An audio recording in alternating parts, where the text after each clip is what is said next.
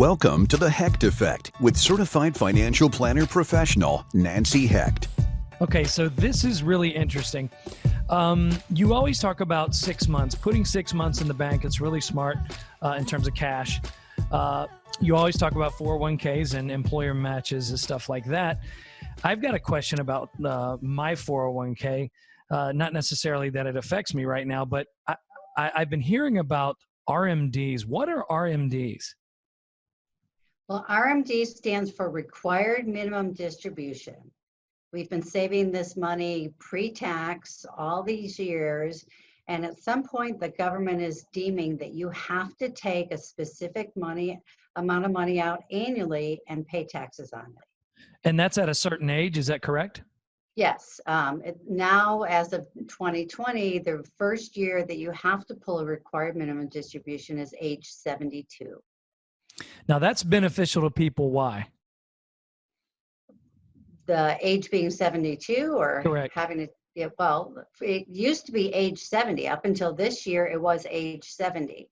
So because the economy has changed so much this year, there's 2 more years for your dollars to grow and recover from the economic downturn we had seen in the first quarter. So having a conversation about required minimum distribution right now, why is it important to have these conversations? What if people were already pulling money out? Well, this year's a little bit different in that required minimum distributions have been waived. So if somebody doesn't really have to use the money and they were only taking the distribution because the government is demanding it, everybody gets a pass this year. Again, because of the pandemic and the shutdowns, the government has said you can leave your money in there and let it grow for another year. So that was one big important change this year. And people who took their withdrawals February 1st, 2020 or later and didn't realize they didn't have to, can put the amount that they had withdrawn plus the taxes back into their qualified retirement account. So it's nice to hear some good news about our finances this year, right.